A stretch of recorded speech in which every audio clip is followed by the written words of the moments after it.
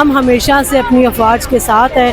اللہ تعالیٰ کے شکر گزار ہیں جس نے معرکہ حق میں ہماری فوج کو فتح عطا کی اور ہماری فوج جذبہ سے لڑی اور ایمان کے جذبے سے لڑی، باہمت ہو کر لڑی اور اللہ تعالیٰ نے انہیں فتح عطا کی کہ ہماری افواج کے پاس، ہماری قوم کے پاس جذبہ ایمانی ہے جو ان کے پاس نہیں ہے.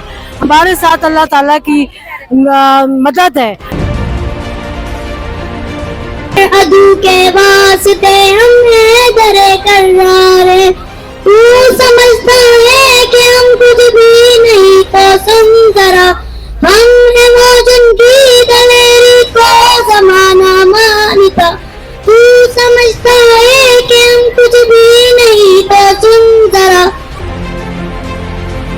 الحمدللہ تیرے 8 رائفل جس کے اوپر تجھے بڑا گمن تھا، بڑا تو غرور کرتا تھا، الحمدللہ سارے گرا کے باحفاظت بغیر نقصان کے اپنی سرزمین پر رکھ.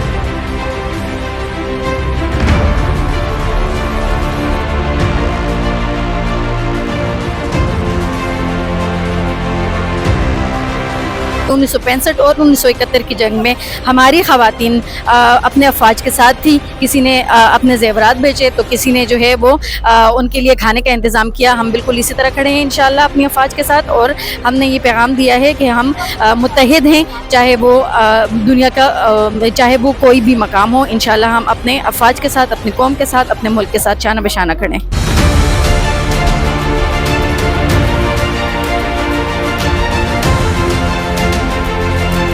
اللہ نے 2025 میں یہ جو معرکہ حق بنیان مرصوص اللہ نے ہمیں فاتح قوم بنایا ہے، اس پر سب سے پہلے اللہ کا شکر ادا کرتی ہوں. اس کے بعد پاک فوج سے اظہار یکجہتی کا اظہار کرتی ہیں ہم ساری خواتین اور بچے کہ ہم ہمیشہ ہر محاذ پر، ہر مقام پر اپنی پاک فوج کے ساتھ ہیں.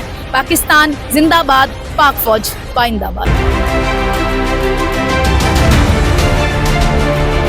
ہماری سپاہ جو ہے وہ آ کر اللہ کے سامنے سجدہ ریز ہو رہی ہے. ہمارا سپاہ سالار آ کر بطور امام ان صفوں کے آگے کھڑا ہوتا ہے، اور وہی کیا گیا جو محمد صلی اللہ علیہ وسلم بدر میں کر رہے تھے، جو محمد صلی اللہ علیہ وسلم احد، تبوک و خندق میں کر رہے تھے، جو محمد صلی اللہ علیہ وسلم حنین میں کر رہے تھے کہ جو جمع پونجی ہے، جو کچھ جمع جتھا ہے وہ لے کر میدان میں آیا جائے، رب کے حضور پیش کر دیا جائے اور کہا جائے اللہ ہم نے جو ہو سکتا تھا وہ کر دیا، اب تیری باری ہے. اور پھر دیکھ لیجئے ایسا ہی ہوا نا.